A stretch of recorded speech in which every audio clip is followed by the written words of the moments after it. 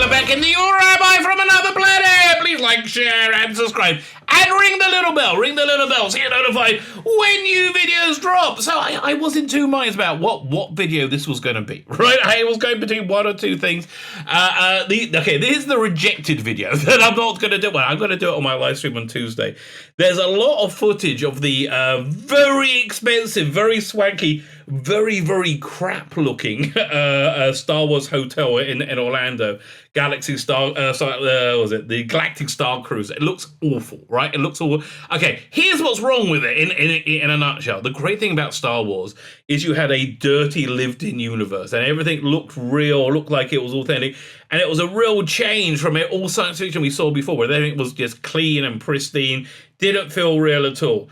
So this is clean and pristine and just doesn't feel real at all. And it's the money they're charging. It blows my freaking mind. Blows my mind how on earth they're charging. Well, it doesn't really. People, listen, my parents were the best at charging money for things. They used to have concession stands at Wembley Arena. And they would this was in the 80s. They would be charging like £2 for a Mars bar.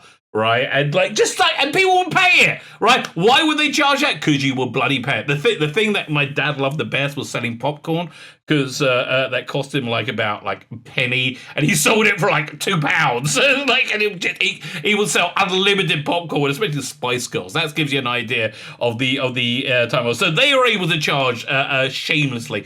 I can't do it, right? I can't. Sadly, they instilled upon me some kind of social justice, and I hate saying the word, but social justice moral center, and I just couldn't do it. But hey, the Star Wars people, they have no problem charging for this piece of dreck. And I was going to go through this video, and there's a lot of them out there, but it looks awful, but it'll go on forever. Anyway, so that's going to be on my live stream on Tuesday. It'll be, it's the 27th. So Monday's the 28th, I guess. 1st of March, right? So it's not going to be that. So this is the other article I was going backwards for, if I was going to do, talking about Star Trek. Now, I really miss Star Trek. Okay, I really miss it. Also on my live streams on Tuesdays, I do a recap and review of Star Trek Discovery, the latest episode, and it's always awful and has nothing to do with Star Trek, right? It's always just as divorced from Star Trek as I could possibly imagine. I absolutely hate it. And I hate all the Star Trek do now. It's just horrible, right? It's horrible. And I miss it. You don't even get the fan films because they stopped them making those as well. So there's no authentic Star Trek. And again, truth is, I just miss it because it was great. Star Trek was great.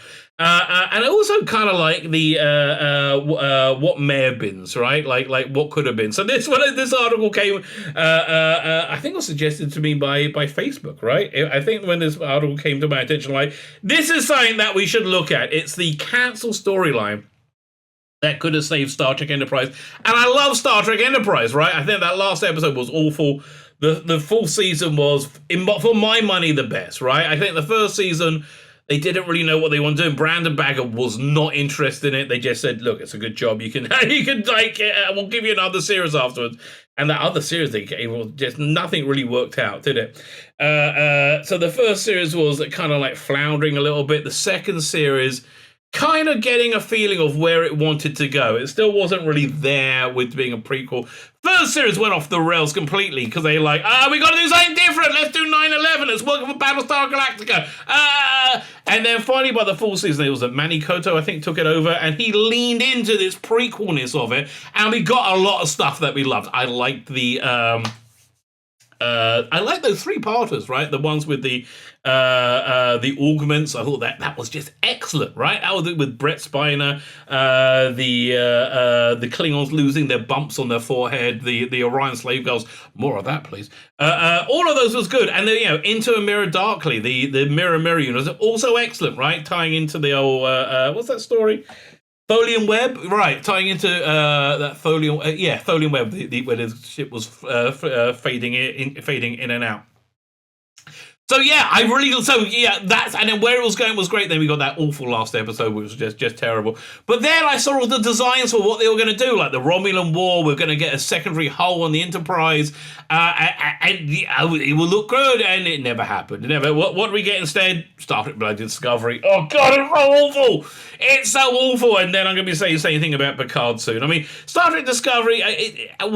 How great was it? It's they're reusing the exactly the same premise for Strange New Worlds. I doubt it'll be as good. I mean, listen, people are saying we may be on the march to World War III. That may be. This is quite probable, really. Ending in some kind of apocalyptic nuclear showdown. At least we wouldn't have to live through any of this, okay? At least it'll all be over. But anyway, let's look at what could have been. Before we get into it, hit the like button. That'd be very nice. Hit the share button. That'll be even nicer. Thank you very much. Subscribe. Please subscribe. If you want, I can think the same. I was going to come up with lots of different pictures. I don't have any. Could you just please subscribe? That'd be very nice. Like, share, subscribe, comment is freaking awesome. That super duper helps me. Like, share, subscribe, comment, sign up to my Substack. In the video notes right there is my email newsletter. I send out a bunch of comic books that are out of print. Oh, that was a great prequel comic. I got to try and I think I have a digital copy of it. I don't think it's ever been reprinted with the first telling of Kirk's coming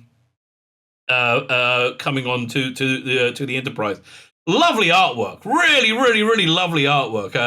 Which again, I'll try and dig it out. But I put that sort of stuff on my Substack as I put my own comic books on there as well. But again, I only put outprint stuff because you should really buy that stuff if you want to read it. Fine, like, share, subscribe, comments, great, Substack, all those things are fan-dabby double dozy. Let's have a look at the story. All right, let's have a look at the story. The cancelled storyline that could have saved Star Trek Enterprise. Consensus among Trekkies is the full season of Star Trek Enterprise was right where the show was getting good. Yes, I agree. You just heard the consensus. I gave it over. Star Trek getting good. Star Trek previously constructed strongly of bottle off our long morality plays. Okay, was facing changing mid-2000s TV landscape where mainstream shows were moving from singular to the story is resolved in an hour. Episodes leading into seasons and serial long arcs that would that wouldn't pay off until years down. No, you pay off at the end of the of the story of the season. Yeah, and listen, I think 24 was a really big influence with that. I think that really changed things. But you know what I think it really was? Babylon 5. Babylon 5 had a lot of influence. It influenced people who made TV, right? I think that's where I saw the giant move from episodic to serial TV shows. With Enterprise, you can see the growing pains in real time. That is true. The first two seasons of Enterprise were traditionally Star Trek in their structure, capitulating mini dramas or issues of the week that would be completed by the end of the episode. That's true, but again, Brandon Braga didn't even want them to leave Earth or in that first season. It's just it's not the show anybody really wanted.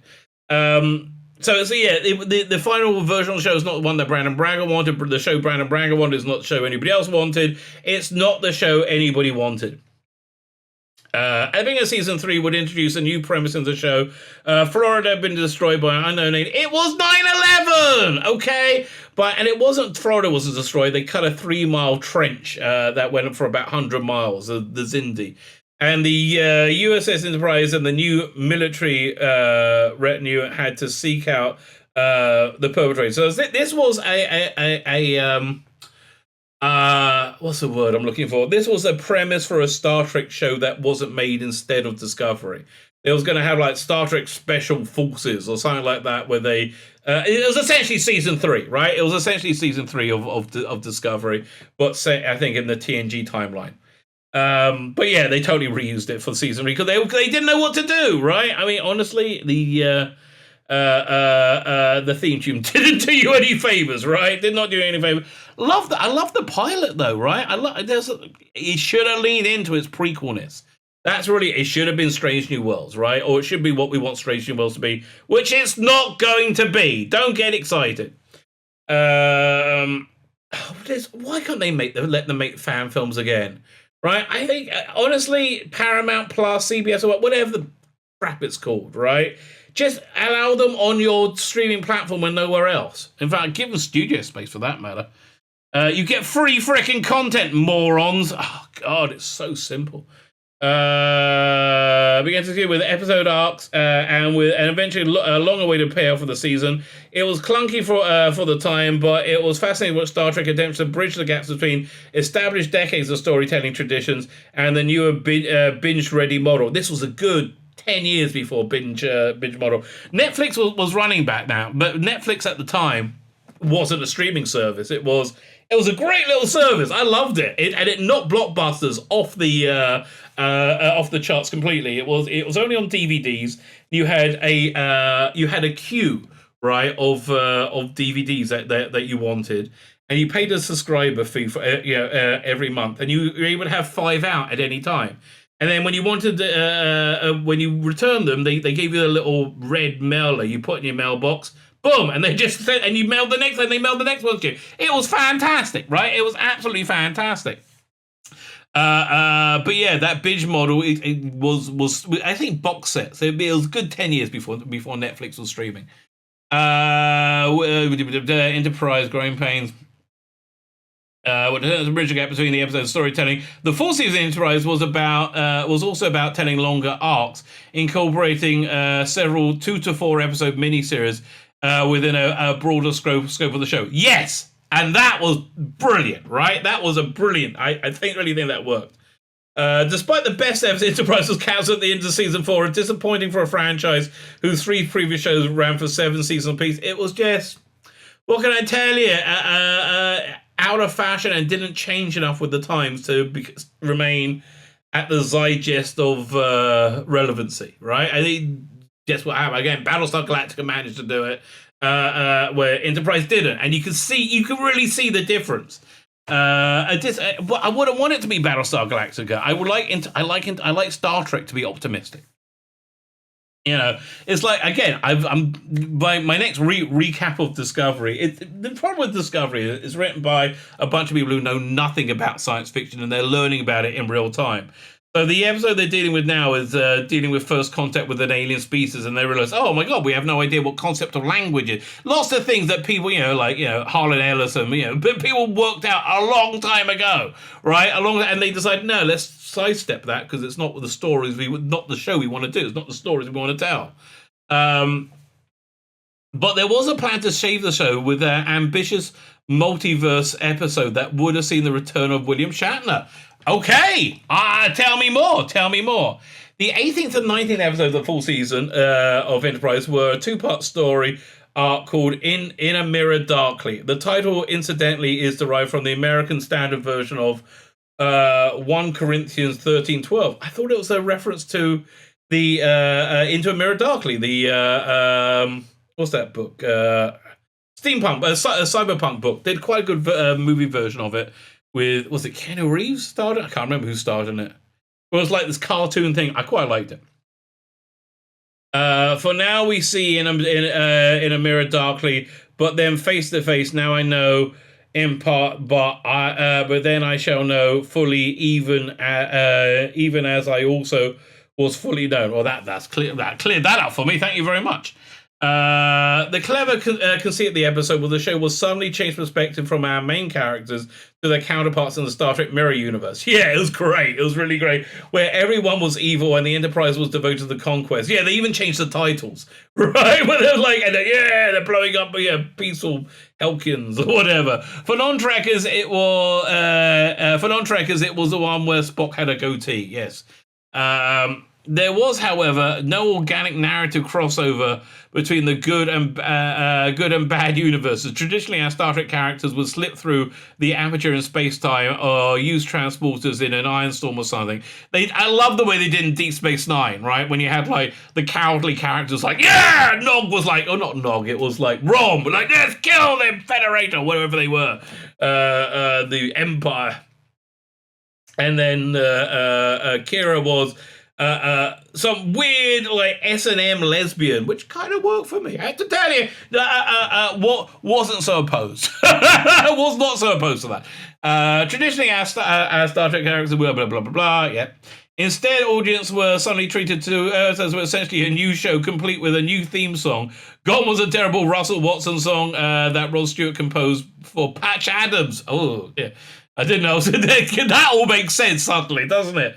And the new title sequence, the original title sequence we saw the evolution of travel from the earliest sailing ships to the first airplanes, space shuttles, and finally Enterprise itself. It's been a long road getting here. For the new title sequence was depicted as ships of war, and the Enterprise was seen firing weapons and overthrowing alien worlds. Yes, some of the footage was taken from the '96 film First Contact, and some from the 1990 submarine thriller Hunt for October. Really? That's fascinating. Additionally, the crew was seen wearing new uniforms, exposed biceps of men, exposed midriffs for women. Yes, I like that. And had an evil doctor, and was just generally evil. Yes, Dr. Phlox, my favorite character, one of my favorite characters. Was it my favorite character? Yeah, okay, it's my favorite character in Enterprise. Was just like this nice, just a nice guy. I liked his character. I loved how he was like experimenting on like sentient beings and stuff. It was great. Especially Tholians, right? He was experimenting on Tholians to get information out of them.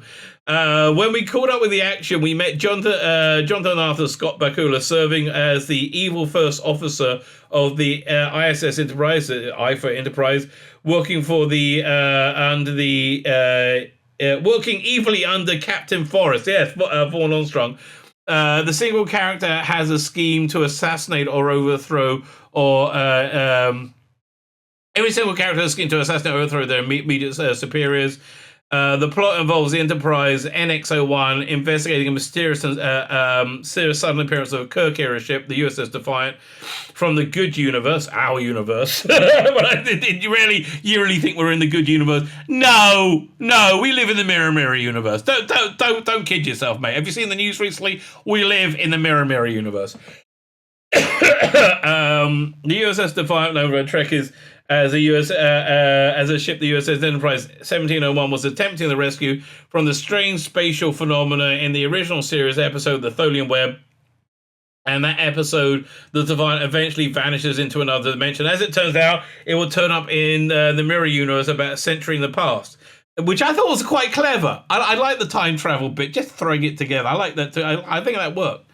As it turned out, it will be drawn to Mirror Universe about a century in the past. The Mirror Universe NX-01 sought the ship because of its century and advanced technology, intending to use it as an instrument of conquest with Commander Archer, eventually wanting to conquer Earth itself and install himself as Emperor. Right, okay. Oops. The last minute evil Archer is betrayed by evil Hochi Sato, Linda Park, and she is installed as the Empress instead, which they really did a bad connection to in Discovery before they they also did the Guardian of Forever awfully as well. This Trekkie was a myth that the Mirror Universe was eventually revisited. The Star Trek Discovery years later, and Emperor Sato was no longer on the throne. Yeah, exactly. But no, it was what's her name was the daughter of her, wasn't it, or something like that. The ambition of the episode were high. The two-parter was immensely entertaining. Tholian's Gorn. Oh, the Gorn were great. Yeah, the Gorn were really, really good in this. And there was a plan to make it even more eye-catching with the inclusion of Captain Kirk himself, played by William Shatner. Color me interested. Tell me more. Executive producer and full showrunner Manny Koto gave an interview in the 2014 StarTrek.com. explained that Shatner was not only intended to participate, but actually interested in participating. This would have been a great return for Shatner, whose famed character died at the end of 94's Generations, but it was unclear what role he would have played in the story. But his participation would certainly have been enough to garner attention from the public at large. That's absolutely true. At least that's what Manny Koto thought. Koto seems to have known the writing was on the wall about the cancellation of Enterprise, as he explains that the casting gimmick was a bit of a last-ditch effort to get attention to Paramount higher-ups and earn just enough approval to lead to a 5th season. Oh, man! Why didn't it happen then? I'm bummed, right? I would have loved there to be a 5th. Again, they were going to do the Romulan War. We're going to get a secondary hull on the Enterprise. I was really up for all of this. Right? And again, Manny Koto, he knew and loved Star Trek, right? It leans into it. It's the same reason that I think Rusty Davies and Stephen Moffat were very good at Doctor Who. They know what it is, they love it, and they lean into it. Sadly, the keeper didn't work. Paramount was unwilling to pay Shatner's fee. Tragedy! Oh, tragedy. The show was already flagging, and a larger budget to cover just what was clearly a stunt wasn't in Paramount's interest. Koto explained in the same interview the 5th season was poised to take a few notable, exciting story possibilities. A deeper look into the Romulan conflict, yes, so often referenced in this franchise history. Koto also wanted to revisit the city of Stratos from the original series, The Cloud Miners. Why? Why? Okay, and startling Enterprise, a more established canon. Yeah, okay, I liked all that stuff. But again, it's what Strange New Worlds is doing, right? And I just don't think it's going to be very good. It was not to be. Ratings continue to shrink. Okay, well, don't you wish it was today when the ratings are completely irrelevant? The ratings for Discovery are awful. And Picard and Lower Decks, they're all awful. Just awful. I mean, I don't think they break 1 million. Right? I mean, they are so bad.